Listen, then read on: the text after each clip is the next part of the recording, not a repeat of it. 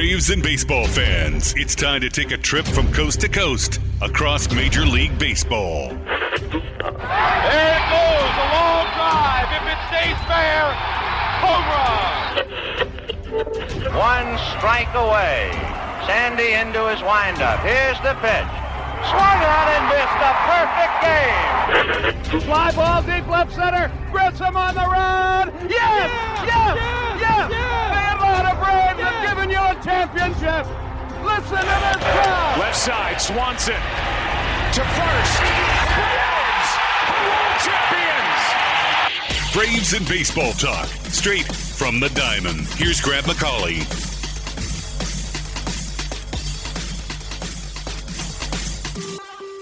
Welcome to From the Diamond. I am Grant McAuley.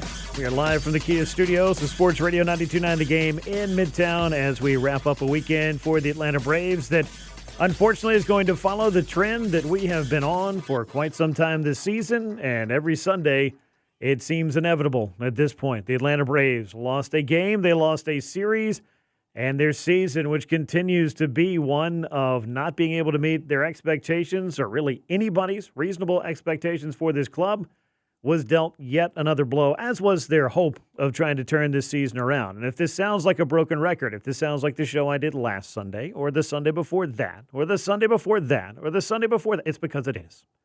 I've been doing this for about 2.5 months now, and the Braves have continued to lose Sunday baseball games. I believe this makes 9 in a row. This has not been a good game for them, or good day for them, I should say, and today was certainly not a good game for the Braves, who lost a 4-2 decision to the New York Yankees, and a series that about halfway through Saturday's game felt ultimately winnable was somehow lost. And that continues the troubling trend for this Atlanta Braves club. Games that are winnable slipping through their fingers, and sometimes in the cruelest and most unusual of fashions. Saturday would qualify for that. Sunday was just a straight-up 4-2 loss where you never had the lead. Sometimes that's going to happen. And I think at this point, not that any loss is fun, it's almost easier to take the ones that just feel like, okay, well, we weren't able to catch up. But when you lose a game like you lost on Saturday and you lose another series, especially coming after the All-Star festivities and out of the All-Star break with what felt like at least the opportunity to reset. Not that the Braves went into the break with a ton of momentum, because clearly they were not able to do the things they needed to do in the first half, mathematically. You don't need me to tell you that when you're 11 games under 500 coming out of the break. But you thought maybe this little reset, this little time away from the game, would bring them back in perhaps a bit more of an energized fashion. And offensively speaking, it's hard for me to argue with the first couple of days. You get a convincing win in Game 1 against the Yankees.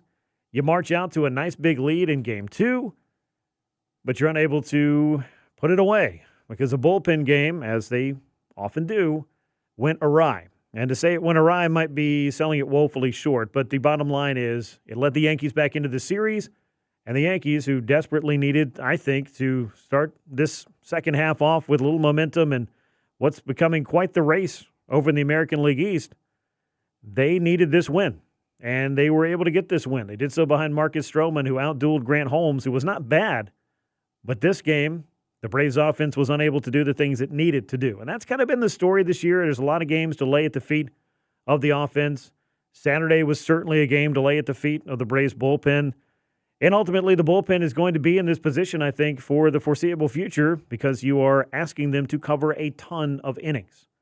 We'll talk about this as the show gets going, and we try to parse through exactly what happened this weekend. Of course, what's happened this season. I think we've told the story a time or 6. We'll tell it again. It doesn't necessarily have another good chapter based on what happened this weekend, but we'll delve into some of the numbers. And we'll look at some of the realities of where the Braves find themselves. Because I'm not going to do another show where I'm going to sit here and tell you, okay, well, there's sufficient time left. I don't think there's been sufficient time left since the calendar turned to the month of July. You want to talk about nut-cutting time? That's exactly what it was, and that was roughly 3 weeks ago. And the Braves have had opportunities this year to find some momentum, to sustain some momentum, and just haven't been able to do it. They have lost winnable games. They have lost winnable series. I'm almost, from an outside perspective or outsiders, viewers' perspective, kind of worried. The Giants just got swept by the Blue Jays, so what are they going to do when they roll into Truist Park and ultimately have the opportunity to get back on the winning track because the Braves have faced so many teams and done it at home. Clubs that come in losing streaks are what they have going. And you just need to kind of continue that if you're the Braves and you're unable to beat teams that are ultimately beatable. Now, the Giants are a good baseball team. I'm not telling you they're not. But they're going through it, and they've been going through it, and they're coming off a bad series. So the Braves of years past, it just felt like, all right, well, that team is going to have a rough time because they're going to roll into Truist Park where the Braves play historically their best baseball, and the Braves are going to be able to do the things they need to do. And that just hadn't been the case. Now, I know Sunday may pale in comparison to what happened on Saturday, and trust me, we'll get into it. We'll talk about the Raisel Iglesias factor, the fact that for whatever reason, the slider was a leverage pitch for him against the New York Yankees with no margin for error, and you could not have picked a worse pitch to throw when you have no margin for error than statistically your absolutely worst pitch that has yielded the worst results this year. That's the elevator pitch, no pun intended, version of what went on Saturday night. I'm not going to jump all over Raisel in particular because the Braves bullpen as a whole gave up run after run after run after run to allow the Yankees just to get back into a tie game situation into the ninth, where the grand slam sent them home a winner and gave them the opportunity, breathed new life into the Yankees, who did not look like a great team coming out of the All-Star break and had its own troubles with trying to cover innings. They've got no Max Fried right now because of the blister issue. They've got no Garrett Cole because of the elbow issue. They've gone through it in their starting rotation as well. And they found a way. And sometimes finding a way means another team making some mistakes and letting you back in, opening the door and inviting that trouble. And unfortunately, the Braves, they played with fire with that bullpen game, and it did not work out on Saturday. Now, I will say this, because I want to be fair about it. The Braves' rotation is in tatters. You have no Chris Sale. You have no Spencer Schwellenbach. You have no A.J. Smith-Shawver. You have no Ronaldo Lopez. We know that, though. All four of those guys are on the 60-day IL. You got Grant Holmes and Spencer Strider. Those two guys gave you two winnable starts. And let me go ahead and tip the cap to Joey Wentz. Joey Wentz, the Braves' 2016 draft pick, who was traded away before he'd ever made his major league debut, comes home and has had a couple of great appearances in a Braves uniform. He gave you 4 scoreless innings on Saturday. And the final 5 innings, 12 runs on 4 homers. The Bronx Bombers, indeed, did some serious work on the Braves bullpen with the crushing grand slam of the 9th inning off the bat of Trent Grisham against Raisel Iglesias, the straw that broke the camel's back, and really the hit that turned this whole series around. And the Yankees came out on Sunday with their 4-2 win, take 2 out of 3.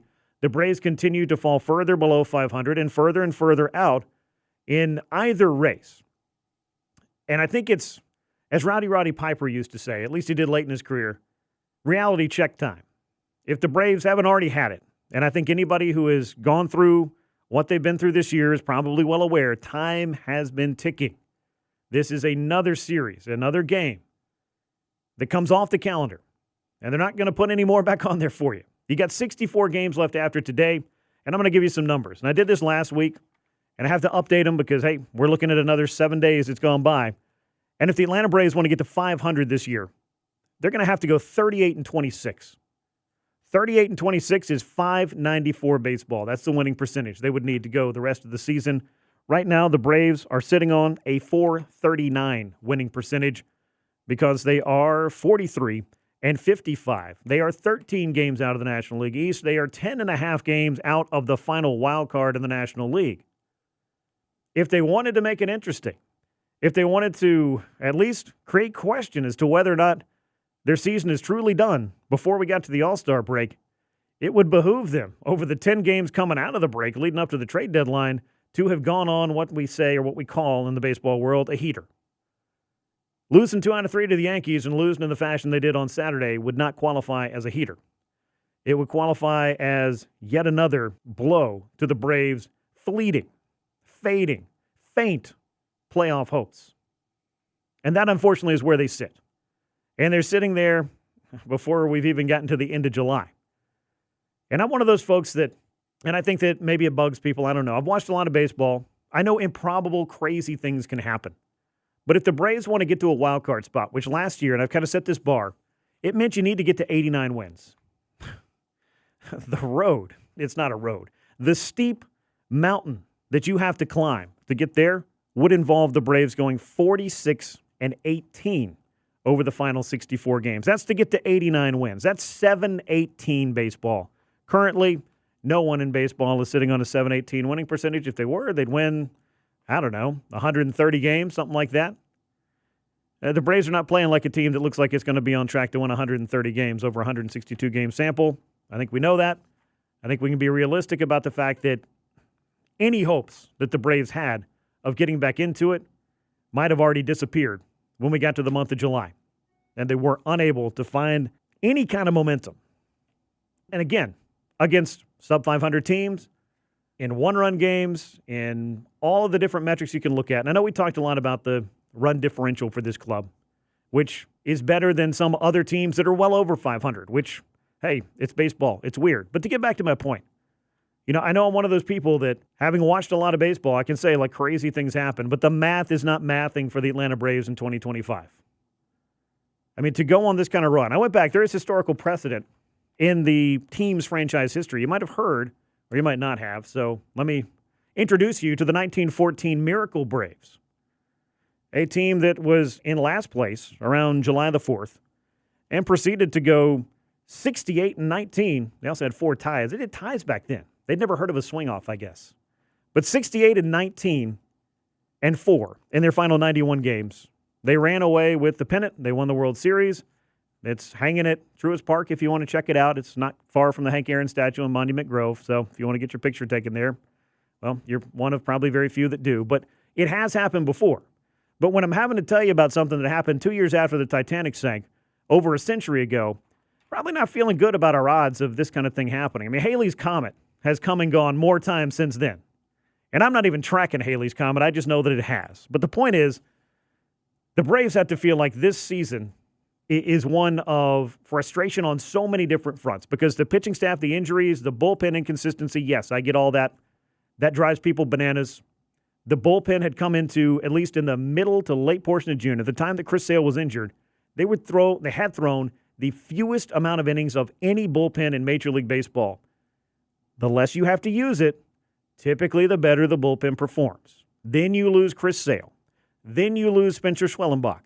You don't have an answer for it. You don't have a prospect that can step in. I don't even want to get into what went on with Didier Fuentes because I don't think that it was a good idea at all to bring him up and throw him not even into the frying pan. They just pretty much burned that kid at the stake. Now, he's got good stuff. He's going to go back to the minors. Hopefully he sorts it out, and we're talking about him someday down the line. But they had no answers in the minor league system. And at this time of year, you're going to start competing with every other club to try to bring in arms to help. But as I talked about maybe a month ago on the show, that's when the Braves were needing the help. When Chris Sale got hurt, when Spencer Schwellenbach got hurt. You couldn't wait 4 more weeks to find out where you are. But then again, the answer to that question, I think, has already been in for a while. The verdict has been in. The jury is no longer out. The Atlanta Braves in 2025 are a very flawed baseball team and one that is so firmly behind the 8 ball with its backs pressed to the wall that it's going to be hard to find the silver linings for the remainder of the season. So buckle in. Mathematically speaking, the Braves season is still alive, but the losses like you saw over the weekend on Saturday, then again on Sunday, losing a series, those kinds of things have added up. And this is a Braves team that very much is seeing whatever it hoped to make of this year start to fade completely away, fade to black. And it's happening much earlier than it has for any Braves team in the better part of a decade. So we got a lot to get into on this edition of From the Diamond. We will, of course, talk about this week in Braves baseball. We'll talk about some brighter and more fun things like what happened at the All-Star game. There was some good stuff going on there. We'll get into that. We'll also talk about the MLB Draft. I've got Gaurav, Vedak of Baseball Prospectus. He's going to join me for a very long conversation about what the Braves did in their draft class, which did seem to be pretty positive. We're going to get into all of that, but unfortunately, we got to dig into the week that was, or at least the weekend that was for the Atlanta Braves. It comes your way next on From the Diamond with Grant McAuley on Sports Radio 92.9 The Game and the Odyssey app.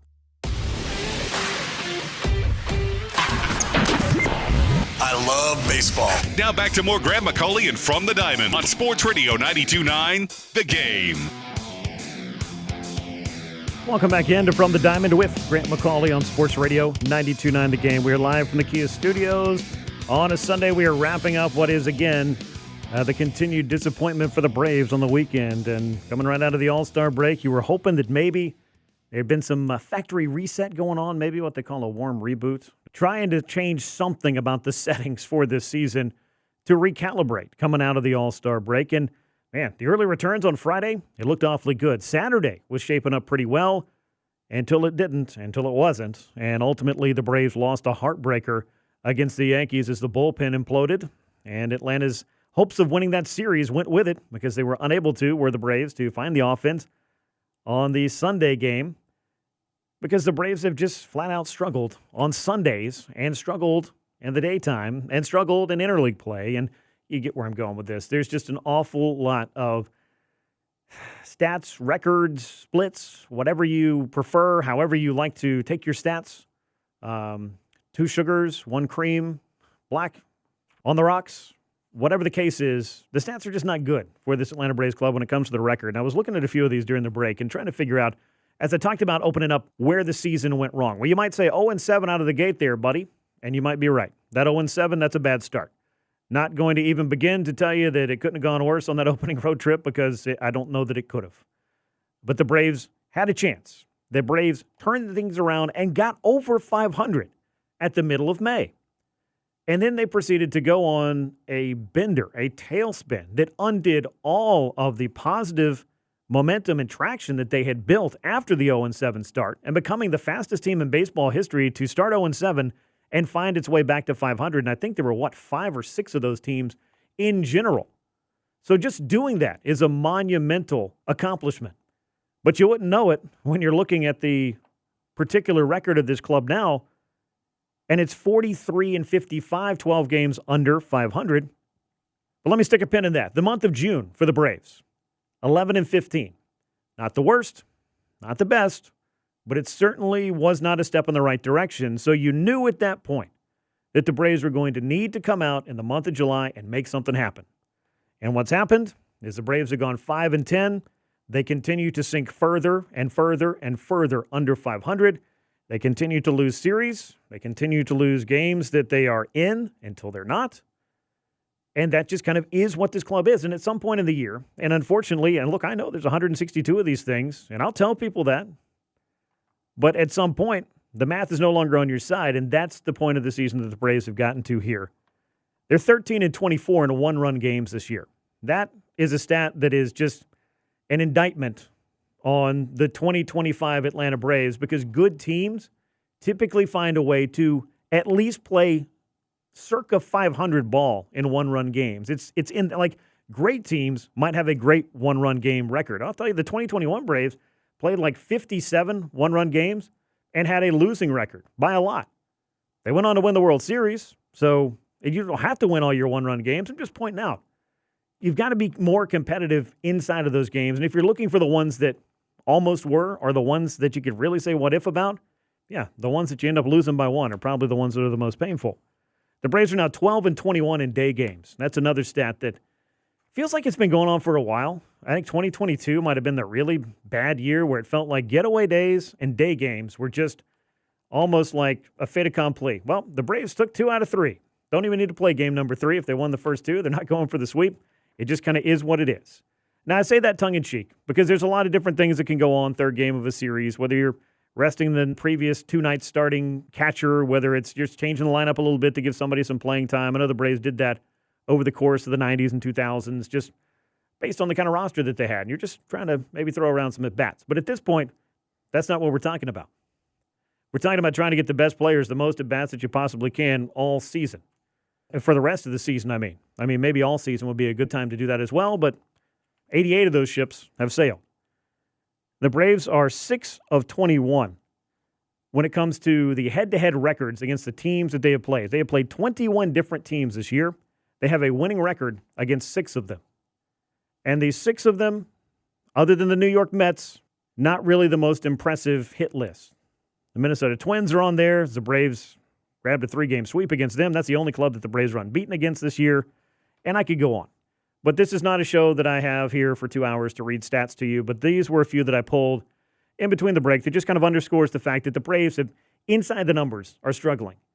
And while I can appreciate Alex Anthopoulos or anybody else looking at the run differential and saying, hey, like, we're not that far off, I don't think it tells the whole story, because ultimately you are what the numbers say you are in those first two columns, which is wins and losses. And the numbers say that the Braves are 12 games under 500, 13 games out of first place in the National League East, and 10.5 games out of the final wild card. And you're 10.5 games out of a wild card race where you have to climb over a minimum of 6 teams, maybe 7 teams it is, to get there. And if it's not enough, the other 2 teams on top of the wild card, well, they're still factors. And the 3 division leaders, should they be passed by any of the other wild cards, well, they fall into this race. So you're constantly behind all but the Washington Nationals, the Pittsburgh Pirates, and the Colorado Rockies. Those are the only 3 teams that the Braves have a better record than as of now. The Marlins got hot in July and passed the Braves because Atlanta has gone 5-10 this month. The Marlins are, 3 games ahead of the Braves. They're 7.5 games out of a wild card. I think if you're 7.5 games out of a wild card 10 days from now, you could talk yourself into it if you're a GM who's interested in maybe trying to make that push. Now, would it be the smartest thing? No. Do I expect the Marlins to do that? Of course not. I don't expect them to do anything that remotely resembles going after it, because that's just not really their thing. But for the Braves, if you could get to 7.5, 6 games out of a wild card, you could conceivably see the math start to work for you, because then you're just looking at the Reds, the Giants, the Cardinals, and maybe the Diamondbacks that are ahead of you, which is where the Marlins are sitting right now. That's all that's between you and a wild card spot. And the Diamondbacks, meanwhile, they're 5 games out of a wild card. They're 1 game under 500, and everybody seems to be talking about the feeding frenzy that could be had if they decide to trade away some of their players, if they just decide they're not going to go for it this year. And the Diamondbacks are a super weird team in that they went to the World Series 2 years ago. Last year, they lead all of Major League Baseball in runs scored, and they get knocked out of the postseason on a technicality by the Braves on the final day of the year because Atlanta had the head-to-head tiebreaker against them. They had 89 wins last year. The Braves had 89 wins last year. The Mets had 89 wins last year. And that's how the whole thing fell out. The Diamondbacks couldn't beat the Braves and the Mets head-to-head to find their way into the postseason over the course of the season. So again, baseball is weird, but is there enough time and enough weirdness out there available for this Braves team to find its way back into it? I'm just not convinced, and I don't think anybody in their right mind is going to try to convince you right now. And that's the unfortunate reality of it. And it's not to just pile dirt on the season for the Braves, because they honestly have been doing the digging. Like, they have dug the hole. And now to climb out of it at this point, with a fleeting number of games remaining, that is where things just aren't going to add up in a favorable fashion in all likelihood. Can you ever say 100%? No, you cannot. But if you were looking at one of those crazy, what do they call those? Those game probability chart, win probability, and you get to the end, and all of a sudden somebody hits a walk-off homer, and you see it go from, they had a 93% chance of winning, until somebody hit a walk-off home run. I don't know how much stock I put in those things. I know it breaks the heart of people who tie up all their money in this kind of stuff, or a good portion of their money, or any portion of their money, really, but that ain't me.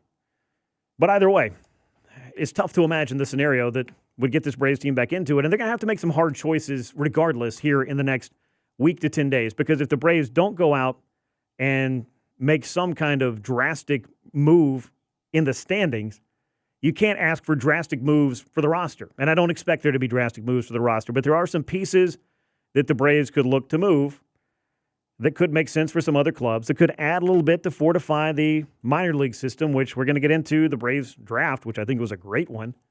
Sad that I have to be talking about the draft coming up on the trade deadline and how great that was for the Braves. I feel like I'm doing the show 10 years ago when it was the middle of a rebuild and this Braves team was really going nowhere. But long story short, there are some decisions that the Braves are going to have to make in 2025 that obviously they didn't see themselves making coming into spring training and that they haven't had to make for quite some time. And there are a few players that I think could be on their way out, though I don't expect there to be big returns for them. And the two I'm speaking of in particular are Marcell Ozuna and Raisel Iglesias. Now, if you tapped me on the shoulder a couple of weeks into the season and said, hey, Marcell Ozuna is going to lose his DH at bats and probably be on his way out of town in July, and I believed you, which I may not have, then I would know this season had gone pretty awry. because the first 3-4 weeks, Marcell looked like the guy he was the last 2 years. Well, 40 homers? Sign me up. 100 RBI? Yep, you bet. Has not been that way because the hip injury, I think, has been a big problem for him, and he hasn't been able to, I think, play anywhere close to the level that he wants to and the level that the Braves need to out of somebody whose only job is to hit. Is there a club out there that might try to catch lightning in a bottle and bring him in? Sure, but I don't expect a big return for him. And then you got Raisel Iglesias, who was starting to look like Raisel Iglesias over the past 3, almost 4 weeks. And then you have that outing on Saturday, which it doesn't undo all of his good work. But I said this on social media afterwards, and I know that it had been mixed in there, so maybe this is just anecdotal from the eye test. But look, that slider is a pitch that you cannot throw in a leverage situation. If you're up by 3 and you want to use your slider, knock yourself out. Have a great time. As long as there's nobody on base and 2 men out would probably be my other stipulations for that. But throwing a center cut slider with the bases loaded to a hitter who's just waiting for something to unload on turned into bad news for Raisel Iglesias and the Braves on Saturday. And it snapped a 15-appearance scoreless streak for Raisel where he looked like the guy we saw a year ago. Even though many of those appearances weren't coming in the 9th inning anymore. But how much are you going to get for a deposed closer at the trade deadline and a guy who has been, unfortunately, home run prone on a pitch that, for whatever reason, he won't just shelve until he can figure it out to where it can really be trustable again? I'm not saying that Raisel Iglesias never needs to throw a slider again in his life, but whatever version of the slider that he's throwing right now and the counts and the hitters and the situations, you need to go back to the drawing board and really think twice about that, especially when you've got a pretty good fastball, a very good changeup, and the ability to throw a sinker-type pitch that might be able to generate a swing and a miss, especially to a lefty. Why are you not throwing a changeup there? I don't know. I've never thrown a changeup to a big league hitter, but I can only surmise that it could have gone better than a grand slam home run that loses you a game. And I'm going to put that aside because I really need to let that one go because there are 54 others of these that aren't all on Raisel Iglesias, that aren't all on the bullpen that the Braves have lost this year, and that's why they find themselves in the situation they do. But Marcell Ozuna, Raisel Iglesias, are there other relievers, Pierce Johnson perhaps, that the Braves might be able to get something for?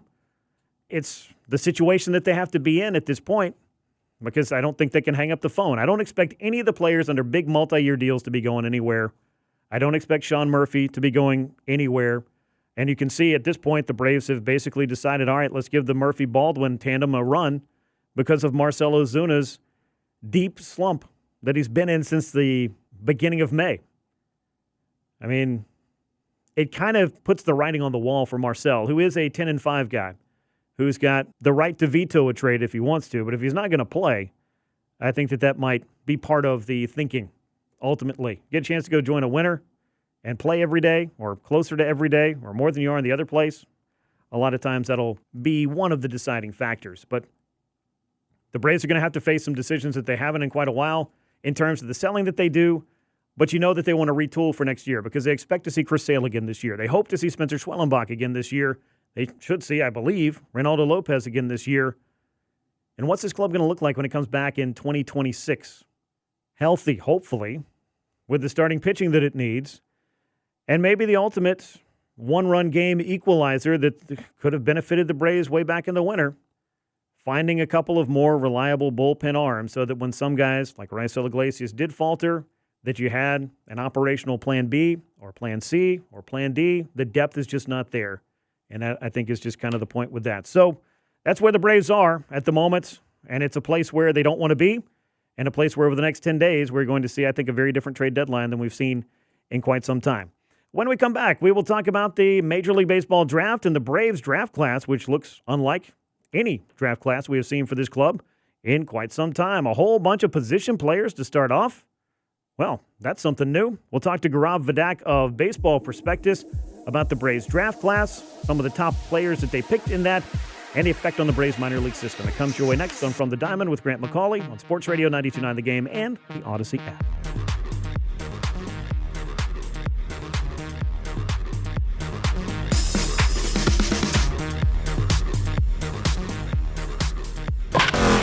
Back to Grant McAuley for more From the Diamond on Sports Radio 92.9 The Game.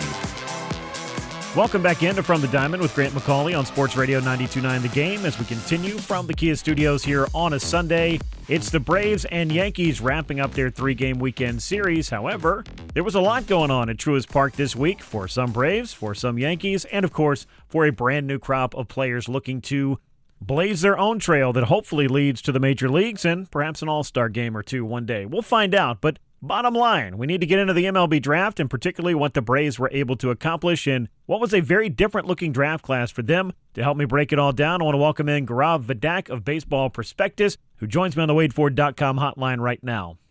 Well, as I said, long time no see. I guess we're going to dive back into the last place where we were talking to each other, and that was, of course, the MLB Draft. I know it was a lot of fun for you. It was a lot of fun for me. A very different experience as well to be there live and in person, Gaurav, but great to have you here on From the Diamond as well. Thrilled to be here, Grant. It was a truly very unique opportunity for both of us, and it was really cool to be a part of it. Yeah, it definitely was. I think controlled chaos was what it mostly seemed to be. There weren't obviously a lot of draft, picks that you would expect to be there if you look at the drafts in some other sports, and maybe Major League Baseball will figure that whole thing out. But the Braves did get themselves a full draft class of folks that we're going to see how exactly it plays out over time, because that is the nature of the MLB Draft. You don't see them immediately. You don't see them next year. In most cases, you have to see what they become down the road. So let's start at the beginning, I guess, and discuss the first rounder for the Braves, and that's Tate Southesine, a prep shortstop and the first of three consecutive shortstops drafted by Atlanta to begin the class of 2025.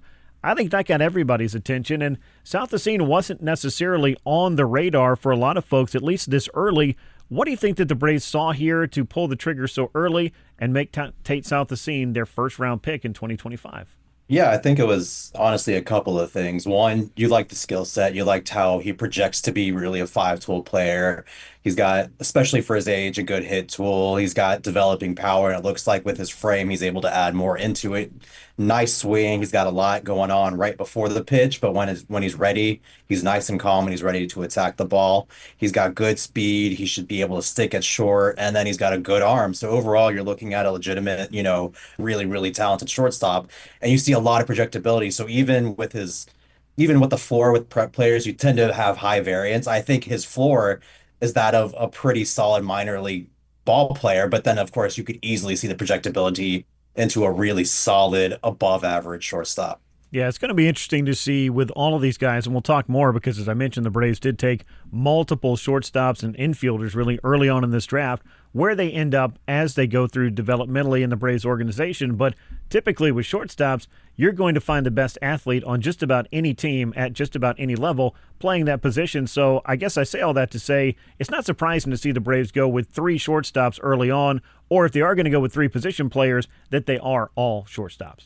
Oh, definitely. And Ronit said in his post-draft interview that you see the most when you have someone like that plays an athletic shortstop, they're able to play around the diamond. They can play different positions. It's a lot easier to move from short over to, second to third out to the outfield. So not only is it a safer in that, it's a safer value in that you have someone that maybe if they don't stick at short, they're able to play a different position. But on top of that, the players that they drafted as well are all very intriguing offensively. Yeah, and you wanted that offensive profile most certainly because shortstop has been a position of question for the Braves, particularly in 24 and 25, and now having a class that may not be able to knock on the door and solve this problem immediately. At least you feel like you're refilling that pipeline. And we did get to speak to Ronit Shah, who is the vice president in charge of scouting for the Braves. He raved about Southesine. I would hope if you picked a guy in the first round that you're going to rave about him, but we got to know him a little bit more going along through that process and then hearing what the Braves liked so much about him. I got a chance to see the swing. I don't know about you. There is a lot of, I would say, violence about that swing, but I got some Trey Turner vibes from it. What did you get a read on when it came to looking at a little bit of video of Tate Southesine?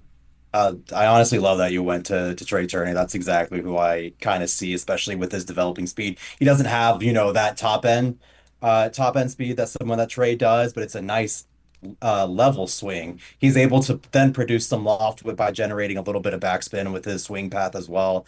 So you might not have, a 40, 50 home run type of shortstop, but you're looking someone that can drive the ball into the gap and potentially hit, 20 to 25 homers, which is out as shortstop with someone that's most likely going to grade out really well defensively, or that's a very well-rounded shortstop and someone that projects to be in that upper half across Major League Baseball at that position. Yeah, hitting that kind of power, you mentioned 40, 50 home runs at shortstop. There's a very short list of guys that are able to do that. And even as a first-round pick with the loftiest of expectations, that might be asking a bit much for South Acuña. But as far as his overall athleticism and the things that the Braves like about him, there is an awful lot to like. He checked a lot of boxes, as the old saying would go.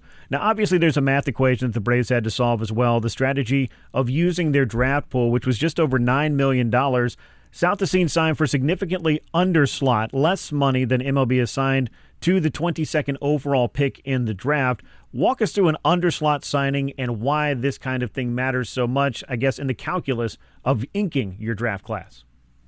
For sure. So you know that the Braves signing bonus for the entire draft was somewhere slightly north of 9 million, which is one of the lowest across Major League Baseball.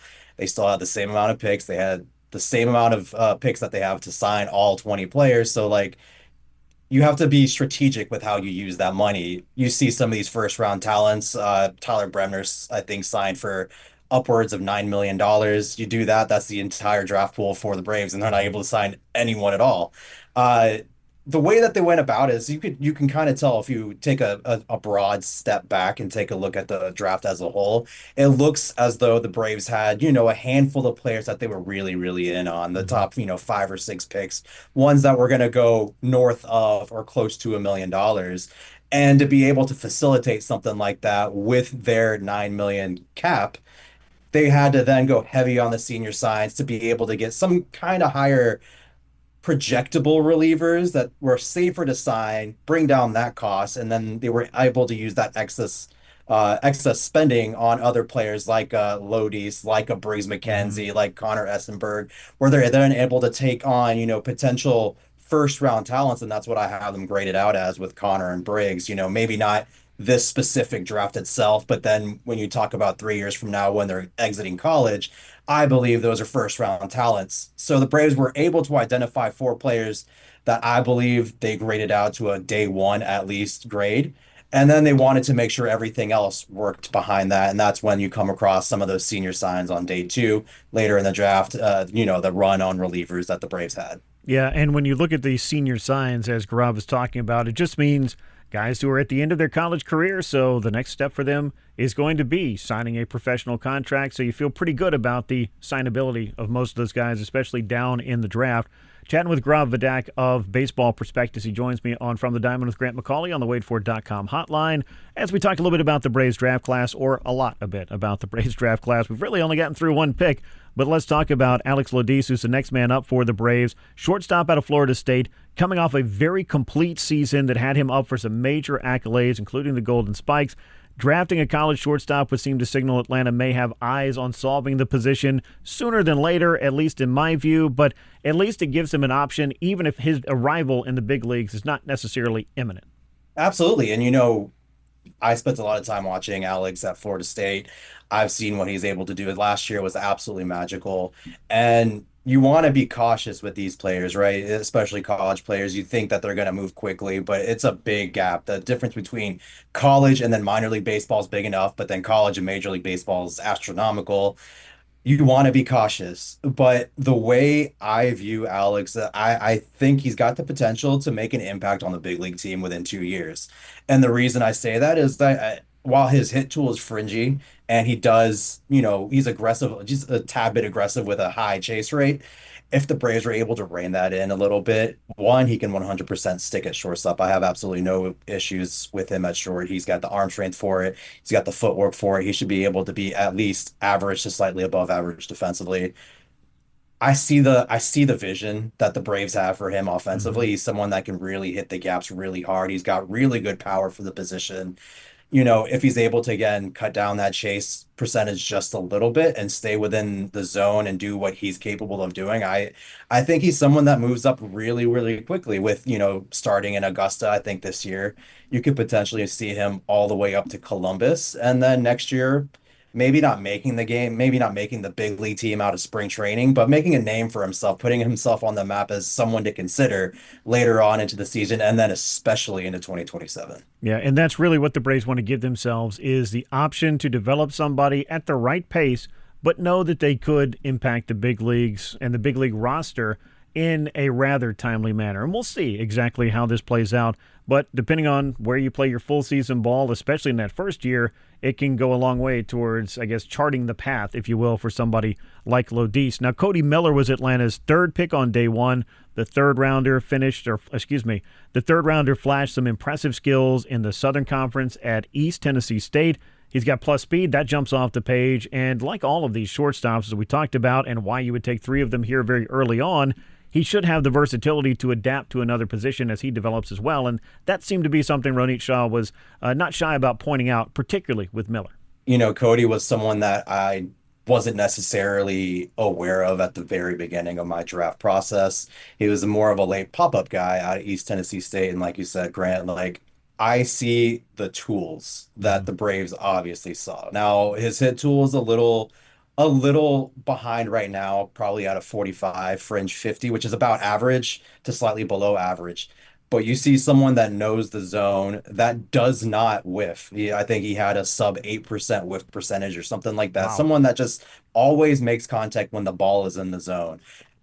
He has really solid, his last year to this year, the power difference has been dynamic. And I think now he's rated somewhere towards a 50 to 55, which has potential plus projection for his power. And then he's got insane speed. We're talking 70 without a question speed, someone that's able to tear up the base pads. He's very good on the base pads. He knows, he's very aware on that as well. So while the main thing that we're going to have to, be aware of is he saw lesser, I'm not going to say lesser talent, but maybe not as high-end talent over at East Tennessee State. So some of those offensive numbers might not translate just as well. Mm-hmm. But you can see he's got a, developing hit tool. He does not chase. He does not whiff. He just gets on base, and then he lets his legs do the work. And then defensively, he's great at short, but you can easily see him, like you said, moving even to center field with that speed. And then he's got a fantastic arm, which come in. I mean, if you have someone like Alex or South Asin at short, and then you have a supreme arm in center along with that double plus speed, like that's very intriguing defense up the middle. And it gives the Braves a lot of potential with that up the middle defense, even between Alex, South Asin and Miller, potentially, shortstop, second base, and center field. And obviously they like what they saw there, and it looks like they're trying to build a farm system with a lot more athleticism, and we're seeing that come to fruition over the past couple of years. Yeah, and let's dig into that for a minute, because the Braves, the draft had really been where they were going after their pitchers. This was in not just taking South Asin with their first pick, but continuing to take position players early on.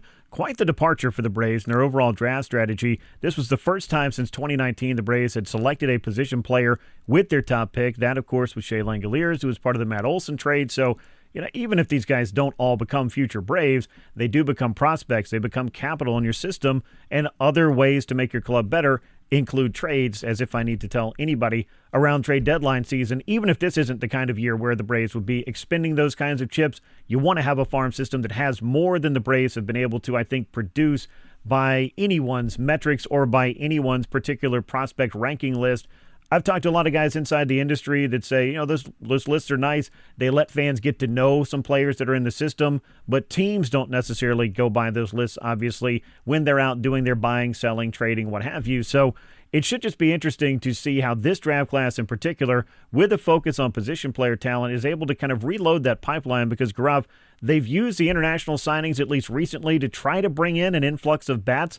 Most of them feel like they haven't begun to really develop or get their feet under them, for that matter, or are a little bit further away from the big leagues than you would like. They're not moving necessarily quickly through the system. Is this a bit of a course correction in that regard as well? I think absolutely. You look at the state of the system right now, and especially above Augusta, you're not really seeing any of those top 30, not even close to top 100 prospects that a lot of other teams have when we're talking about positionally, right? So let's call it what it is. I believe it's a huge issue with the Braves. They just don't have those kinds of assets, as you said, available to them higher in the farm system. Most of the ones that they're banking their future on, like a Jose Perdomo, right? Those are all in Augusta downwards, and we're talking about 18, 19-year-olds that will still need 5, 6 years of overall progression before you can even think about them becoming, potential mainstays in Major League Baseball. Yeah. And what the Braves were able to do by adding someone like Dixon Williams, like Cody Miller, like Alex Lodis, is these are guys that produce at a college level. They're more polished than pretty much all the players in the lower minors.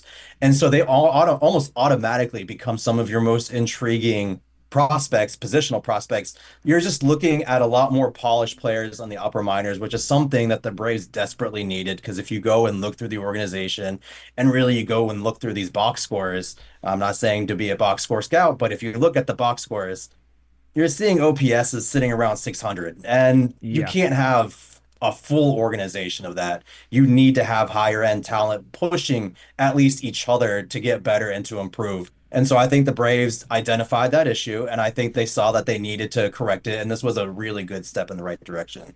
I'm joined by Gaurav Vedak of Baseball Prospectus as we continue to parse through all of the selections that the Braves were making.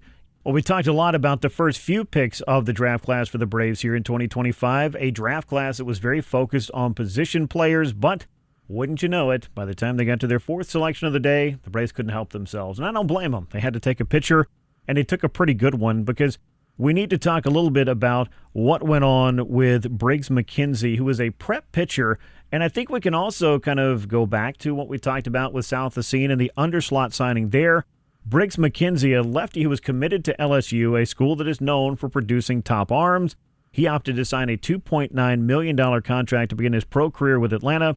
I don't need to tell you, but I will anyway. That was way more than a fourth pick was slotted to get. Gaurav, tell us a little bit about McKenzie and what the Braves believe that they have here, because it seems like they identified an arm that they like an awful lot. Absolutely. And the signing bonus shows that, right? Much like last year in Caminiti, you get Briggs McKenzie and you see a young kid that's going to be able to move through the system surprisingly fast. He's got good command on the mound overall, and then good command with his pitches. He's got a quickly developing fastball that right now hits 95, but there's some projectability that he can go 95 to 97. He's still only 18 years old, and it's got great life onto it.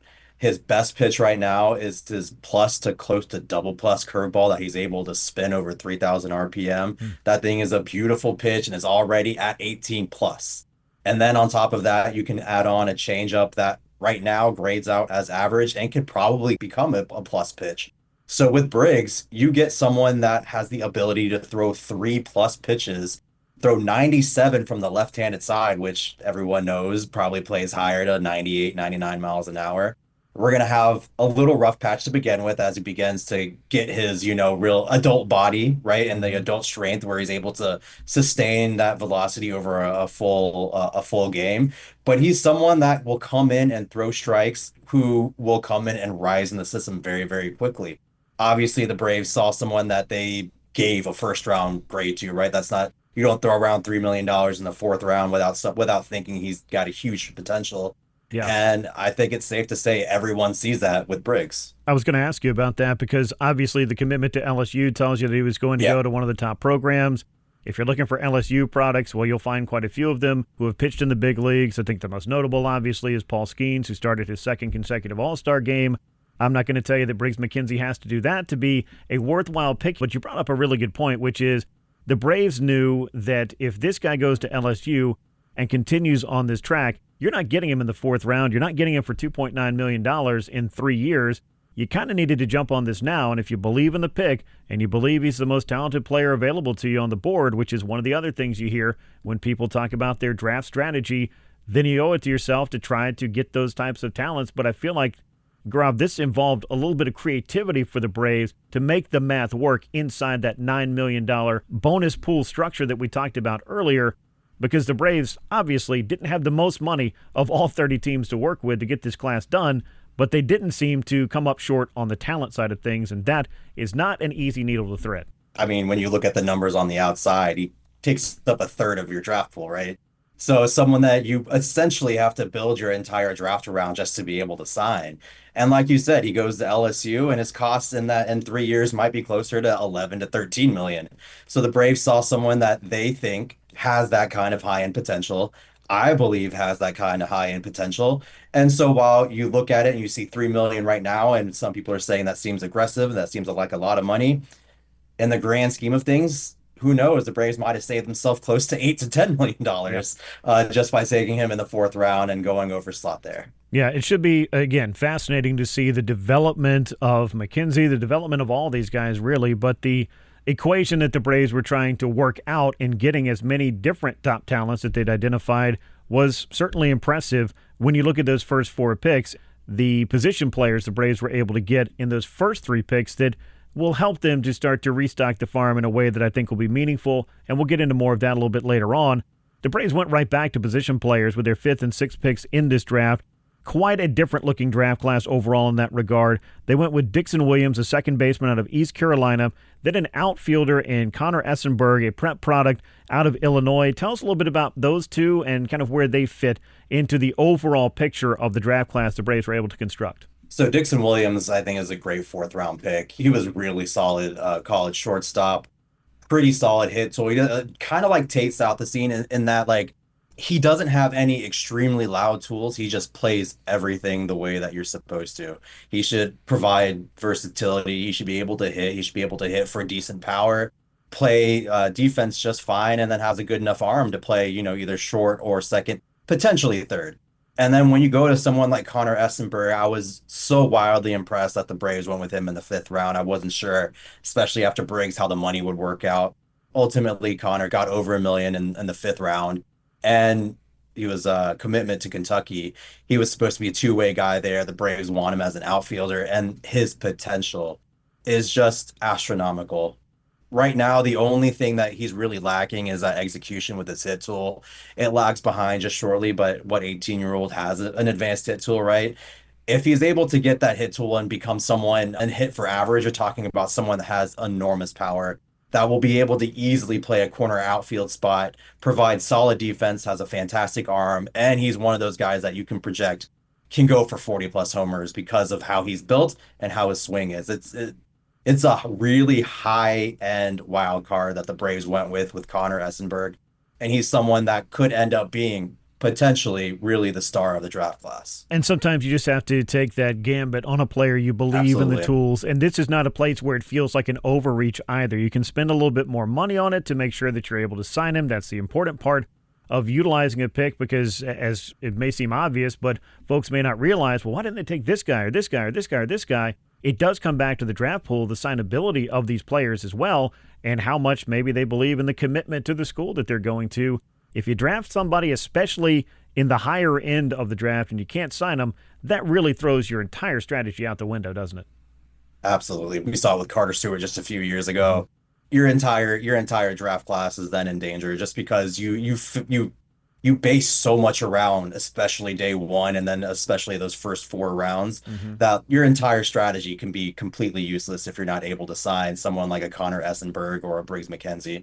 Then you're just building that entire draft class on really not expensive, but cheaper relief arms, French starter arms, and then suddenly that draft class grade is not necessarily nearly as high as a lot of people would hope. No, you got to make them put the pen to the paper. The Braves have done a pretty good job of that. Chatting with Gaurav Vedak of Baseball Prospectus here on From the Diamond with Grant McAuley. He joins me on the WadeFord.com hotline as we continue our very extensive discussion of what the Braves were able to do in the draft this past week. It might have kind of flown under the radar after the first day or so, but the draft continued to go in the All-Star festivities, kind of running in the background. I don't know if I'm always going to like it being there. I can tell you right now, my first impression of it being part of the All-Star festivities, I understand what Major League Baseball is trying to do.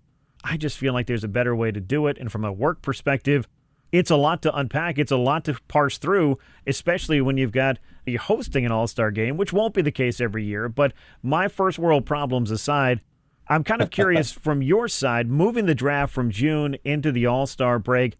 I'm not sure that I'm a huge fan of that, and I've found too many people that are, to make a long story short. But I've heard a lot of people talk about putting it as part of the College World Series. Where do you weigh in on that possibility? It's an interesting question. It's hard to do it during the World Series just because you don't want any of these players potentially sitting out, right, to stake claim or to play it safer in the draft. But the issue with the All-Star game, especially if you don't really have players available during the draft, it doesn't live up to the same type of hype that those other, like you said, the NFL or the NBA, where you're able to then talk to the players after they're done with school and then they can just kind of take a step back and talk about the future. I like the idea of it being after the College World Series, but I am not sold on it being during the All-Star break because, like you said, there is so much going on. And just from a pure coverage standpoint, it kind of gets buried. And you're talking about the future of the sport. So it needs to be something that's a little more standalone that you can really put really all of your efforts into because again, it is something significant. We've seen some really high end, just look at Paul Skeens, right? Like these are players that shape Major League Baseball and having it kind of just be on, before the home run derby, it seems too busy and they need to find something else. Yeah, and when the biggest players there are just former players who are in the audience, Absolutely. or the biggest draw that you have is the idea that you want to showcase the draft, but then there's nobody there to put on the hat except the jersey because you've still got to sign them and do all of those kinds of things. It just seems to be maybe a little bit miscast. But putting all that aside, let's talk a little bit about the Braves draft class as we got past the first few picks. Atlanta signed its top 10 picks in the draft as of Saturday, as I talked about earlier. The remainder includes a lot of college players likely to sign deals in the near future. Walk me through a few of the names you like in those final 10 or so picks and perhaps any hidden gems that the Braves believe they have in there. So one pick I actually really liked was their 12th round pick in Jay Wolfolk out of Virginia. He was a starting pitcher there, played quarterback at UVA as well. He's someone that I see, especially if they make that move to the bullpen. He's got a two-pitch mix that can quickly move throughout minor league baseball. He can get that fastball up to 97, and that slider is a whiff-generating pitch. So you're talking about someone who could potentially make it to the majors by as early as next year, closer to the end, if he's able to rein in that command just a little bit. Another player I like was Logan Forsythe out of Louisiana Tech. The Braves did something you could tell. They were looking for high-end arms. They were looking for velocity, and that's what they got in Logan Forsythe. He slings that fastball easily in the upper 90s and has got a whiff-generating slider. Can he throw strikes? That's the biggest question. But you like to have those kind of gambles, especially later in the draft, and someone who's probably going to sign close to the slide. So between him two, and then another player I liked was Avon Cabral out of Northeastern. Unlike the first two, he's actually got really fantastic command, but none of his pitches really show out. But with that pitch ability, especially in the reliever setting, like you're looking at someone that's able to dart around, work his way through the entire lineup based on command. And it's someone that is really interesting. And also you can see tons of projectability. I think the Braves did a really fantastic job later in the draft of identifying arms that they believe can contribute to a major league team, which is not something you typically see later on in the draft, but I do see the upside and with some of these power arms. And then, lastly, they selected Hayden Freeze in the 20th round pick. He's someone that is a little more interesting. They went back to position player. He went to West Carolina. You saw a massive power jump from last year to this year. He's got really good on-base skills. It looks like he's got a really solid hit tool. So it's another player that might not have that astronomical upside, but again, a 20th round pick that could potentially, you could see building up those higher minors, which is something the Braves desperately need. Yeah, they most certainly do, and that is really what a good draft class comes down to, is an influx of talent that just gives you that opportunity or opportunities to produce players, to develop players, to strengthen the minor leagues. We talked about this a little bit earlier, but worth circling back to.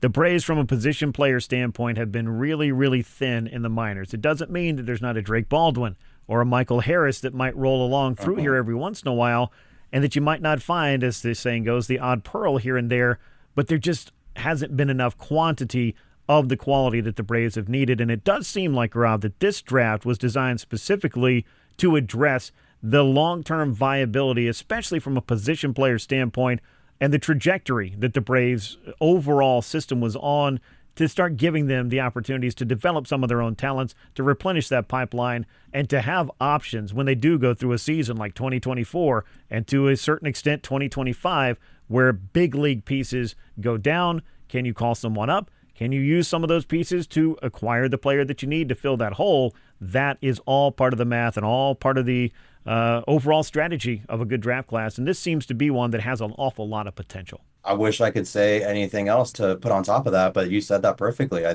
think that was the strategy.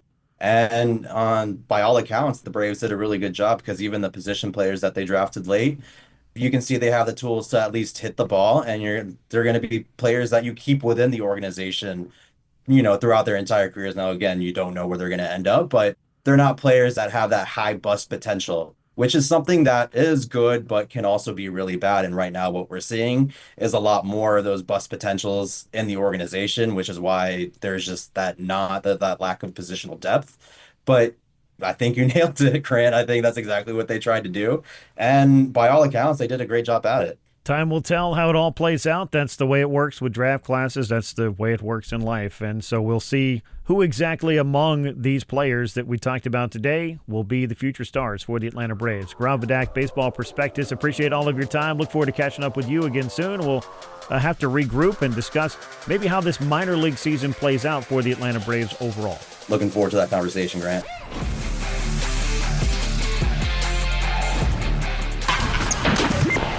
I love baseball. Now back to more Grant McAuley and From the Diamond on Sports Radio 92.9 The Game.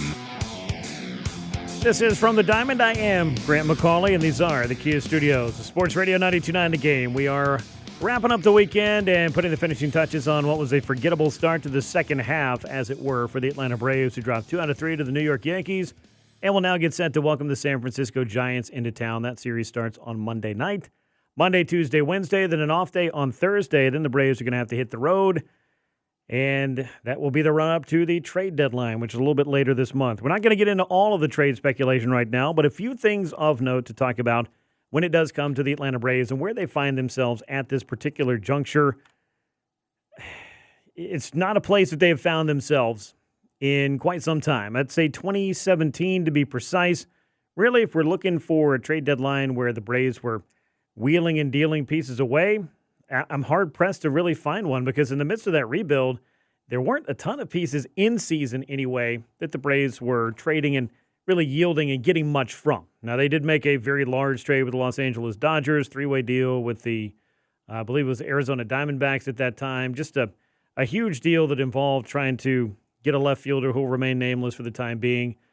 The Matt Kemp trade, obviously, could be thrown in there. That, I think, was after the waiver deadline, though, which no longer exists. So we're kind of in our Wayback Machine and in uncharted territory for a Braves club that had very different expectations coming into the year.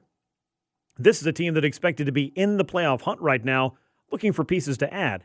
And at this point, after losing the first series coming out of the All-Star break, and with very little time between now and the deadline to make any kind of sizable difference on where the Braves find themselves, which is buried in the National League East and buried in the wildcard standings, there's not really a compelling case to be made for thinking that this year can still be the year for the Atlanta Braves. Whether it's injury, inconsistency for the offense, bad nights for the bullpen. The injury thing really, I think, applies more so to the pitching staff this year than the offense.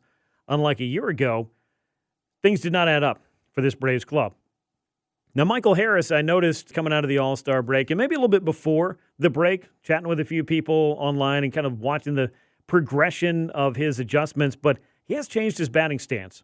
And it looks like he has gone back to the 2022 rookie year stance coming out of the All-Star break and really raising his hands much higher than he has been holding them the last couple of years, really since the second half of his rookie season.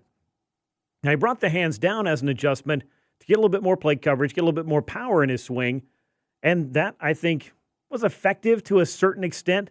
But then you looked at 23 and 24, where he got off to some slow starts, where he got hurt, but he came back and, using that very stance, had some monster numbers in the second half, particularly in 23, but also the final couple of months of last year. So I have a hard time just looking at the batting stance and saying, well, that's the thing that wasn't working. Early on in those years, getting off to slow starts, not great. But with what's been going on in 25, I think there was a case to be made that some kind of adjustment and recalibration for that swing was in order. But a lot of Michael Harris's struggles, I think, have been kind of self-imposed based on his swing decisions and what he's been going after, what he's been willing to chase and expanding the strike zone. And that's not a problem that's just unique to him. I think Ozzie Albies has gone through it a little bit more this year than some other years. But Ozzie had himself quite a weekend against the New York Yankees with 9 runs batted in the first couple of games of the series, back-to-back days with 3-run homers. Ozzie had not been a run producer in the better part of about a month and a half prior to being able to have this big weekend against the Yankees. I think he had 7 runs batted in just over 40 games prior to knocking in the 9 runs in 2 days against the Yankees in the first couple of games of the series. Now, obviously, that didn't really pay off for him. But I was doing some digging. Not that this is any kind of breaking news here. We've discussed this on the show. But just looking at the Braves offense and by position, the problems that they've had and just how bad it's been. And if you are looking for what might be some kind of silver lining, if you could get Ozzie Albies going, if you could get Michael Harris going, how big of an impact could it make on the offense? More than a little bit. But you're also going to have to keep Acuña and keep Olsen going, maybe get Austin Riley back. We'll talk about that in a little bit. Get something from Jurickson Profar. And hopefully this tandem of Sean Murphy and Drake Baldwin, who I will talk about in a moment, which has been very productive, can keep doing what it's doing. And that starts to cobble together what could be a pretty competent offense most days. Now, you're going to have some bad ones. Sunday is a good example of that. You get a solo home run from Matt Olson, which was hit so far, it should have counted for more. And you get a big bomb from Ronald Acuña Jr. late, but that was all the offense you were able to muster. You weren't able to get anybody on in front of them. And I know we haven't dug into it a whole lot, but Ronald Acuña Jr. batting third should tell you everything you need to know about just how dire the situation has gotten for the Braves and just what links they will take to try to get something kickstarted. Because Ronald Acuña Jr. had not moved out of the leadoff spot in 6+ seasons. And now he's been batting third since right before the All-Star break. That is not a move that was made lightly. I'll put it that way. But to get back to it, and these numbers, by position, shortstop, left field, and center field for the Atlanta Braves, those position groups, every single plate appearance from every player that has played in those spots this year, all have sub-600 OPSs. That's on-base percentage plus slugging. You want to have an OPS that, at the very least, is pushing 700, over 700 for the fringiest of players, but for the productive players, which you expect to be Michael Harris, Ozzie Albies, maybe not so much Nick Allen at shortstop. We'll put him off to the side, but Jurickson Profar, for example, you're expecting more out of that, but he got himself suspended. So that didn't help the Braves out at all in left field. There are only 5 qualified hitters in Major League Baseball of the 157 hitters who have enough at-bats to be considered a qualified hitter, which means that they can contend for the batting title, basically. There are only 5 of them with a sub-600 OPS, singular hitters. Michael Harris's is the lowest of all players in Major League Baseball as far as OPS is concerned. So he's got quite the hill to climb himself to get his season truly turned around. Now, on Saturday, there's not going to be a plaque for this, but Michael Harris drew his first walk in 47 games. He had not walked since May the 18th. Oddly enough, he drew 2 walks on that day, and then proceeded to go 47 games and 178 plate appearances between walks. And folks, that's hard to do, because you would just think at some point somebody's going to be out there with no concept of the strike zone, and you're just going to take a walk. Maybe, I mean, this is a big maybe, but if you're swinging as wildly as Michael has been swinging it this year, probably not going to get an intentional walk too much, but maybe you just are the guy that comes up and they want the force play, so they give you the 4 fingers and send you down to first base. Nope, that's not the finger that the opposing pitchers have been giving Michael Harris this year, unfortunately. And he's got to get this thing turned around in the limited time that he has left, and the batting stance change might be a big one for him. He hit a home run over the weekend, some base hits, some line drives, but it's the selectivity at the plate that is going to be the thing that, if he doesn't take anything else out of 2025, getting himself back on track is something he certainly needs, because the Braves want Michael Harris to be a big part of their plans in 2026 and beyond. Now, Ozzie Albies, as I mentioned, put together quite a series against the Yankees, driving in the 9 runs, and run production he's been absent from that for most of this year. Had a flurry of home runs in the early going, then those became further and further in between. He has started to, I think, walk a little bit more over the past probably 3, maybe 4 weeks, something like that. But seeing the ball leaving the yard, that's a sight for sore eyes for Ozzie, who, when healthy and when productive, is one of the better second basemen that you're going to find from a run production standpoint. How many second basemen are out there that could have a 40-double, 30-homer, 100-run batted in, 100-run scored season? Not many. You can count them on one hand, and Ozzie Albies has been one of those guys multiple times. So the fact that he's on pace for a 14-homer, 65-ish RBI season is disconcerting to say the least, and this is not a season in which he's had to deal with, knock on wood, any kind of injury that's kept him out for a long period of time, like the broken bones that he kept suffering a year ago. I mean, the wrist was the worst one. Maybe the wrist has been something that's bothered him throughout the year. He hasn't talked about it. He hasn't used it as an excuse. But wrist injuries can be pretty tricky, and perhaps that's in there as well. But overall, you'd like to get a little bit more out of Harris. You'd like to get a little bit more out of Ozzie Albies. And by a little bit, I mean a lot bit, and nobody wants it more than those two guys want it, I'm sure. Now, a question I asked a little bit earlier in the show is Marcell Ozuna's time winding to a close here in Atlanta? And the answer, I believe, is yes. He hasn't been the same productive DH since April, and he could be on his way out at the trade deadline. And it's an unfortunate end to his run here, but that hip issue appears to be the thing that's really undone Marcell this year. He's been playing through it, but the power's not been there. The run production has not been there. And as I just mentioned, when you've got three positions that are sub-600 OPS, you cannot afford to have a DH that you've been running out there for the better part of 2+ months, putting up an OPS of just over 600. And a second baseman who's putting up an OPS just over 600. That's 5 spots in your lineup that are just having well below replacement level seasons. Not to even get into how you calculate wins above replacement, but the Braves offense is not one of the best in that regard. Now, a couple of guys who have been extremely good, and one of the reasons why Marcell Ozuna may be on his way out is the fact that Atlanta has finally opted to go with Sean Murphy and Drake Baldwin in the same lineup as many days as possible. It won't happen every single day, but for the most part, you're going to see Sean Murphy or Drake Baldwin catching and Sean Murphy or Drake Baldwin DHing. And we've seen this over the past few games. And the Braves have the most productive catcher group in the National League, and only the Mariners, by the strength of Cal Raleigh, which is substantial, has a better slugging situation behind the plate. Braves catchers, which largely this year is Murphy and Baldwin, batting .263 with 24 home runs. That is easily the best positional output of any position for the Braves. I'm talking first base, right field, third base. You know who plays there. This has done a lot more for the Braves behind the plate this year. And I know Ronald's been out. And I know it's been an off year for Austin Riley. And I know Matt Olson has been coming on lately. But it just does underscore exactly how productive Braves catchers have been. An .842 OPS with 24 home runs for Braves catchers this year. That is part of the solution. That is not part of the problem there.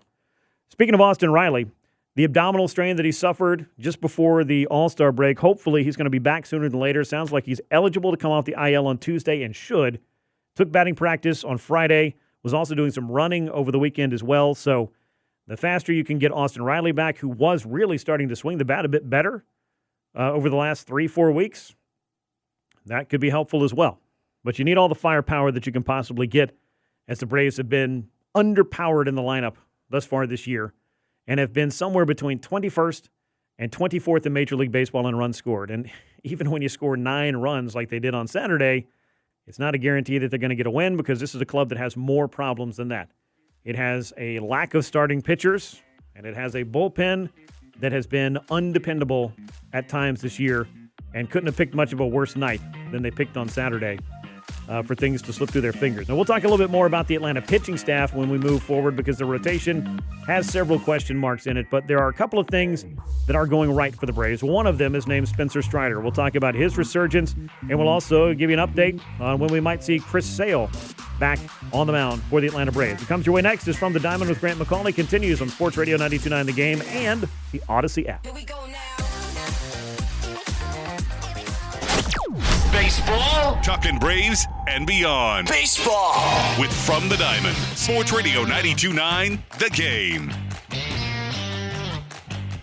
Hey, welcome back.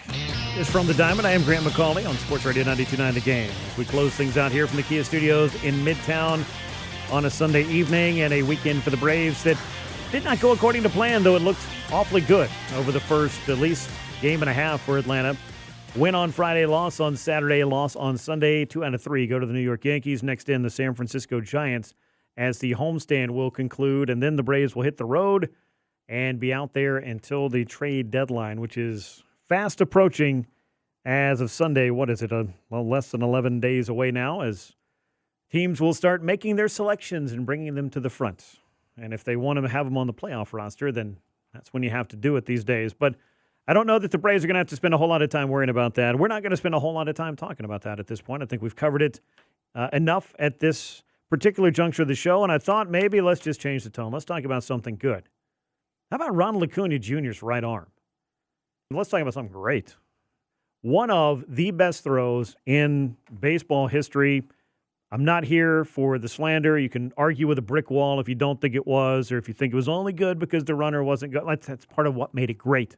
The fact that it was so improbable that someone was dumb enough to not think that it was possible they could be thrown out at third base. It's kind of what made it great. But putting that aside, Ronald Acuña Jr. made a catch first in the right field corner on Friday night against Cody Bellinger. A ball that, if you'd watched the TV broadcast, which this is not the only one of these, but huge swing, and then you see the camera pan up to basically the top of the chop house. So you think the ball is about to go 550 feet. It's not. Ronald catches it on the edge of the grass right by the track in the right field corner. Kind of this casual, like over-the-shoulder type deal, spins around and fires an absolute seed on the fly, 300-plus feet, to Nacho Alvarez waiting at third base. And Nacho played this thing pretty great, too, because he was basically like, all right, here comes that throw. I'm not going to let the runner know that it's going to be close here. I'm just going to catch it and tag him as fast as I can. And both ends of that play were great. But the true arm talent of Ronald Acuña Jr. shined through. I loved afterwards. He was as excited about that throw as he is about hitting a game-tying home run or what have you. Like the exuberance, the passion for the game was right there for it. I love the bazooka celebration as well.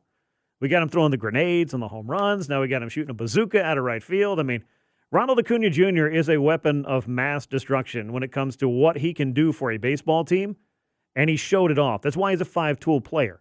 And to me, like a little bit later in that game, legging out that triple to the gap, I mean, that foot speed's still there.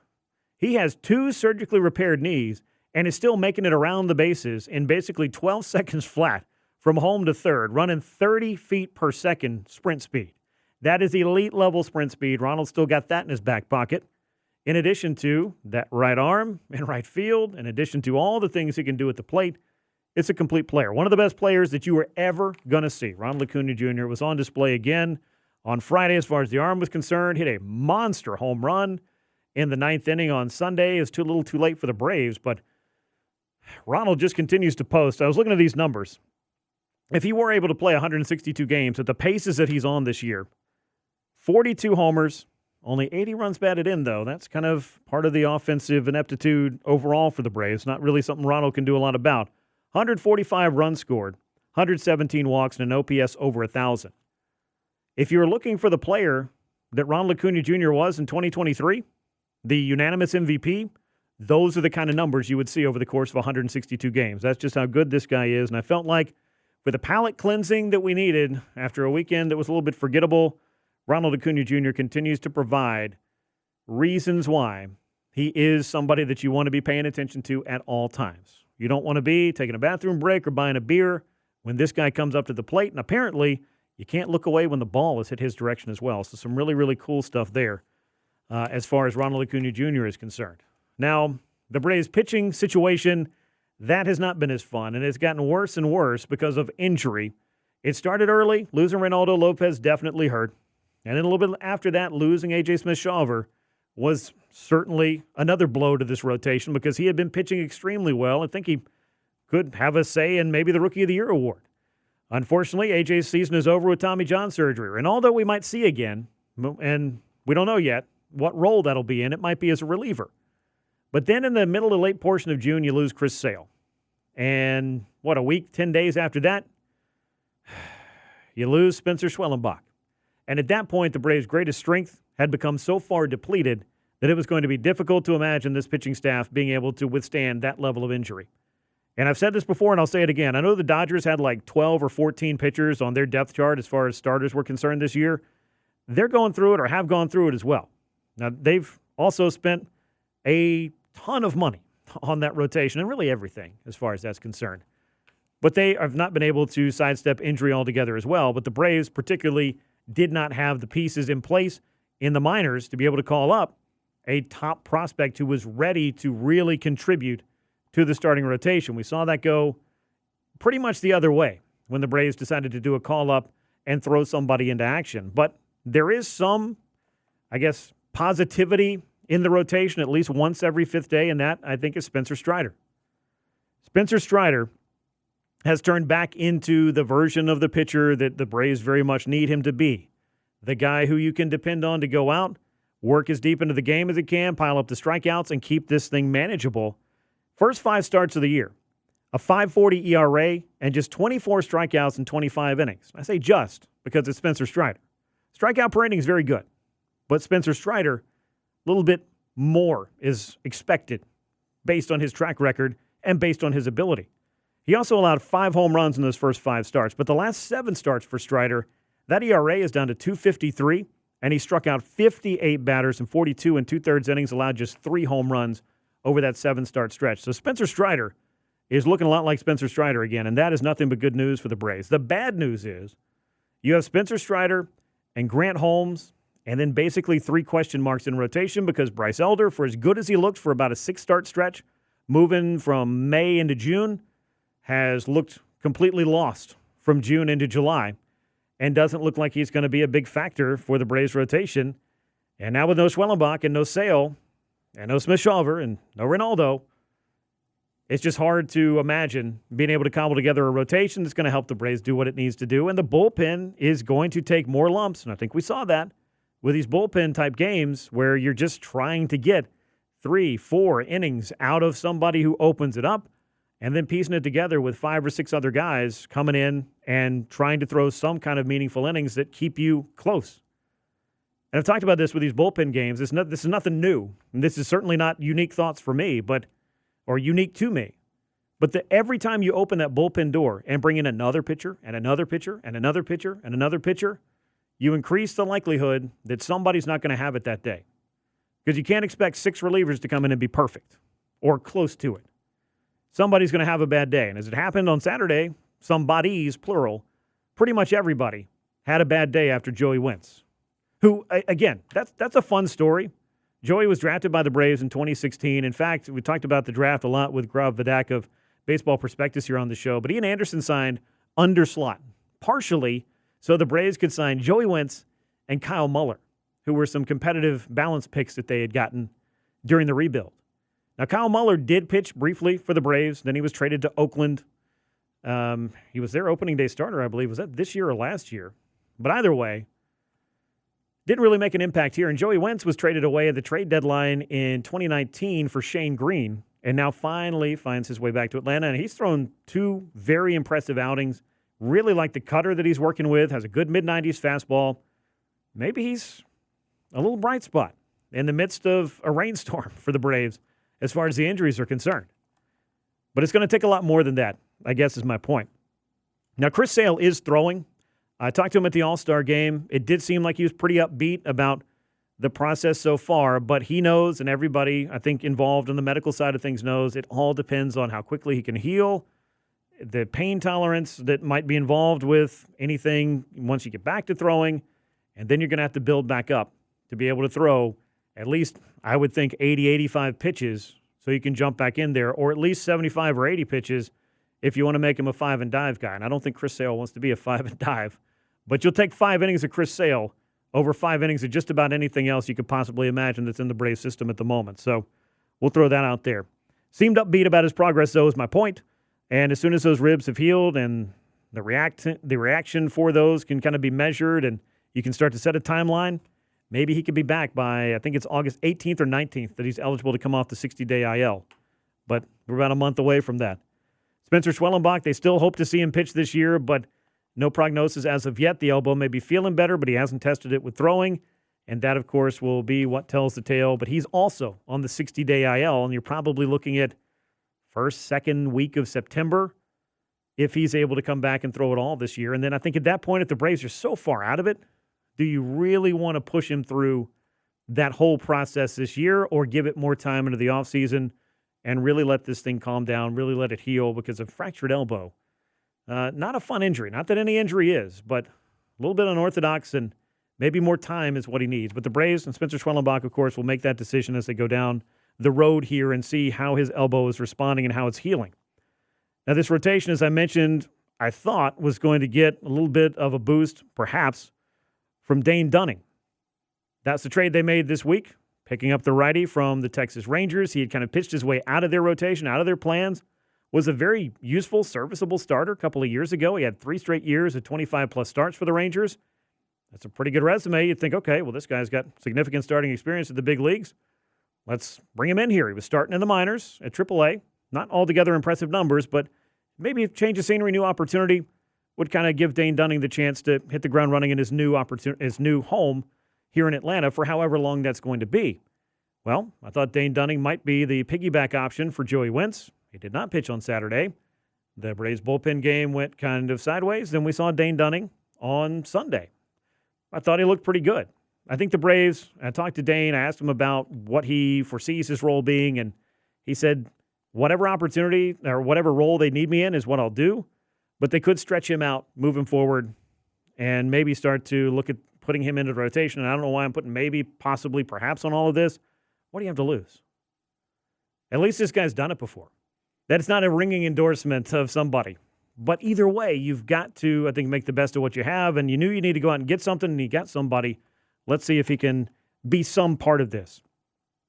Spencer Strider, though, pitching the way he is. Grant Holmes still doing what he's doing. You've got a couple of good starters, but 3 question marks in that rotation, that's difficult for any team to overcome. And as I talked about earlier on in the show, and I've talked about really for the last month, now that the bullpen is having to absorb and throw more innings, now I think you're starting to see some of the gaping holes with no Joe Jimenez, with no A.J. Minter in particular, with a struggling Raisel Iglesias, because that really starts to destabilize the entire thing. Because now, well, do you save Dylan Lee or Pierce Johnson for the 9th inning? Do you use them in the 6th or 7th inning when you need them?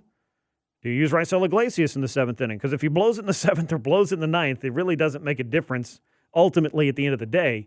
It's just how much more, from an optics perspective, how much more painful do you want it to be, I guess. But the Braves have some pitching questions, and those questions are some pretty big ones, and those are questions that could keep them from being able to accomplish the kinds of things that they want to accomplish this year, and I think it's going to be one of the many factors, the offense being the biggest one still in my book, for the underperformance of the 2025 Atlanta Braves. As far as what's coming up, the Braves are going to face the San Francisco Giants on Monday night, 7:15 first pitch. They will play a couple of night games, then a getaway day, 12:15 on Wednesday.